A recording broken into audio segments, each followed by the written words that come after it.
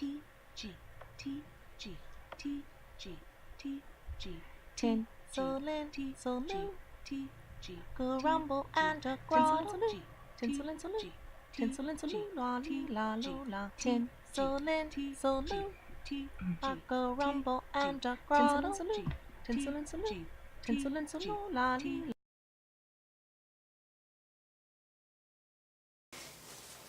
Chapter 2, The Strange and Magical Snowball. Winter munches her candy cane while she hurries down Christmas Tree Trail. It's quite tasty as a candy cane that wasn't grown in toast. She makes a right onto Sugar Cookie Crossing, but then wishes she hadn't, because Sugar Cookie Crossing is not a main road. It's a shortcut that only kids use, and it's not very shoveled. This always happens this time of year. Everyone is trying to stay off the naughty list, so no one's being bad, which means no one's being shoveled. Except Nick. Why did her toast grow a candy cane? She wonders as she walks.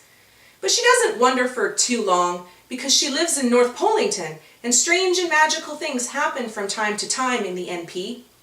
Like the time the Central Snowman started doing math, or the time the hot chocolate fountain flooded. And then there was the time the sleds started racing on their own, because, well, North Polington is a busy little town where the Christmas trees are never taken down, and people eat candy canes all year round in North Polington, and the kids go to school to learn Christmas songs, to learn naughty from nice and right from wrong, and the importance of giving and getting along in North Polington. And the adults have jobs, but their jobs are fun, and they never complain about any one. They just work till the working's done in North Polington. And there's Mistletoe Mall, where the people go shopping, and Jingle Bell Hall, where the town goes a-rockin', and everyone has an extra large stocking in North Polington. And of course, there are elves in silly green clothes, but where they come from? Nobody knows. They just hop on their train and choo-choo, off it goes, away from North Polington.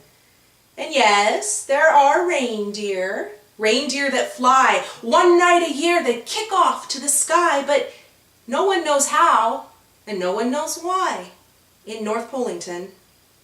Because, you see, this town is full of mystery. How did everything come to be? Well, everyone has a different story in North Polington.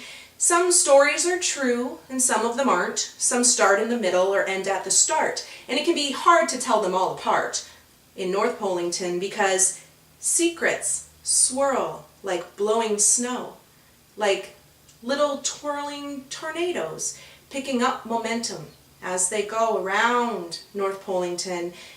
So who is it then that we can trust? Who will tell the truth to us? And who knows all this other stuff that happens in North Polington? Well, there really only is one man who knows everything about this land, and he can tell you, yes he can, every single secret. This man's name is Santa Claus, and he knows every secret because before him, there never was a North Polington. William and Mia are already at the workshop. "I'm coming," Winter hollers, trying to run through the deep snow. "We will be patient," William hollers back. But Mia is not patient. She runs out to meet Winter.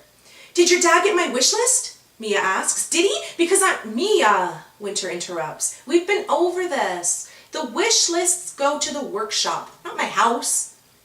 "What did you ask for?" William asks, joining them. "Slocks," Winter replies, "and I'll probably get 'em. I've been good. I've been brushing my teeth." "I heard the slock shop was at a slock stock," Mia replies. "Doesn't matter," Winter shrugs. "My slocks are coming from there." She points at the workshop. "I asked for slocks too," William says, "and I've been good, really good. When my mom says, 'Just do it, William,' I do it." "Do what?" Mia and Winter ask at the same time. Then they punch each other on the arm and say gingerbread. Winter says it first, so she wins. Mia owes her a cookie now. She can give it to her later, when she has one. Do you think there's enough slocks in there for everyone who wants them? William asks. The three kidlets tilt their heads way back and look up at the Elves Workshop. It's such a big building, the biggest in all of North Polington. In fact, it's so big, it's ginormous. How many toys do you think are in there? Mia asks. Like 160,000? Winter responds. But there aren't that many kids in North Polington, William reasons.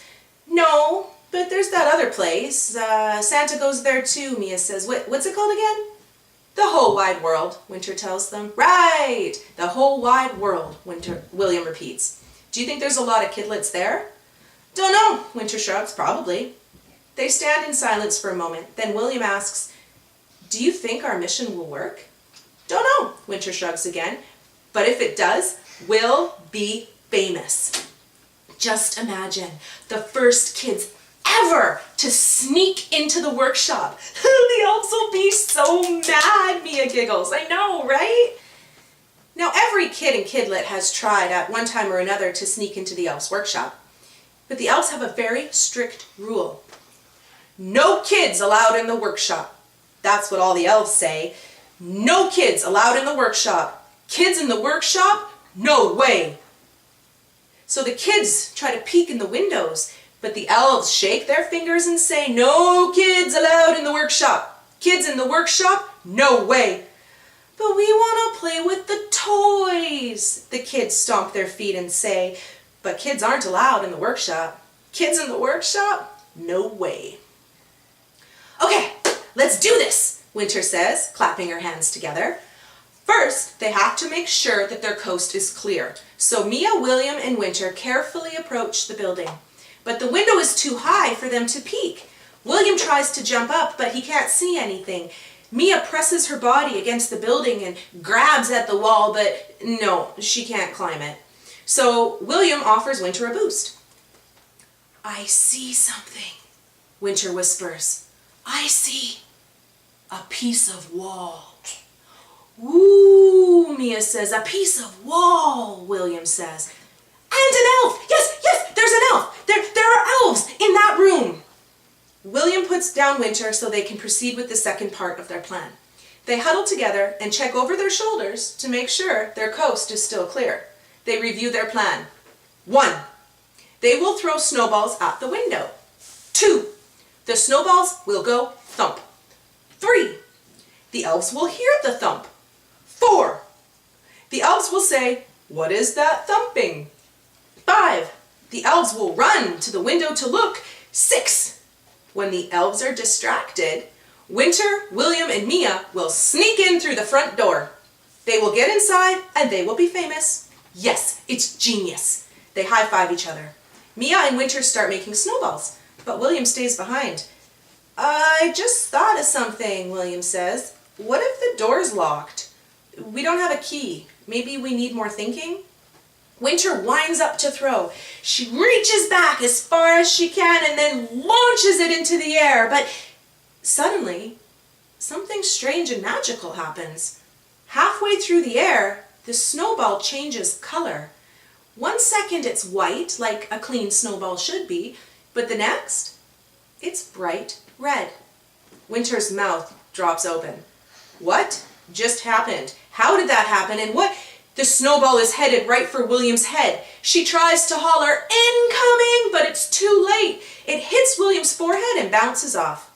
Ow, William whines, rubbing his forehead. Winter, that hurt. Why are you throwing ornaments at my head? You're supposed to be throwing snowballs at the window. I didn't, Winter stammers. I threw a snowball. It changed. William picks up the ornament and approaches Winter. This is not a snowball, Winter. This is an ornament. You could have broke my head. Winter looks at the ornament in William's hand. What in Dasher's name just happened? I swear, William, Winter says, I swear on Vixen's antlers. I threw a snowball, but it changed. Something strange and magical just happened. Mia looks from the ornament to Winter. It's not funny, Winter. He's right. You could have broke his head. Winter doesn't know what to do. Tell them about your toast, her head voice says. Tell them about the candy cane. Okay, look, Winter whispers, checking to make sure that no one else is around. I have to tell you something. William and Mia lean in too. This is not the first strange and magical thing that happened today, Winter says very slowly. This afternoon, at lunch, my garland toast grew a candy cane. She puts her hands on her hips and nods. William and Mia look skeptical. It did, Winter says, and I ate it. Come here, smell my breath. I still have candy cane breath. Candy canes don't grow in toast, Winter, William says. They grow in the forest. I know, Winter says. That's why it was strange and magical, like the snowball. It was a snowball, but now it's an ornament. I feel like you're joking us, Mia says. I am not being the joker here, Winter says, frustrated. I'm being honest. But the more Winter tries to convince them, the more they don't believe her. They call her a liar, liar, jingle bells on fire. They say she's throwing ornaments at heads and telling stories about toast. Then they say they don't want to stand beside her at the Santa Clausification ceremony unless she tells the truth. This is not good. This is the first year that they all get to go to the Santa Clausification ceremony, and they were all going to stand together. They've been planning it for forever, since July. And now William is stomping his foot, and Mia is shaking her head, and Winter feels like she's going to cry. Fine, she says, raising her head. She doesn't want to cry in front of her friends. Crying is something that children and youngsters do, and she's kidlit now, so she's supposed to be more mature than that. If you don't believe me, then fine. I'll just stand by myself at the ceremony, because that makes me happy sometimes anyway. She pulls her toque down over her eyes. I hope you both have a very nice Christmas time. She runs away, wiping the tears from her face with her scratchy mitten. She's not having any fun right now, and she doesn't know where to go or what to do. She just knows that she wants to be away from the dumb Elves Workshop and the stupid snowballs that change into ornaments, and away from her friends that don't believe her. She runs to the town star. Where should she go? Candy Cane Lane leads to the school, and she doesn't want to go there.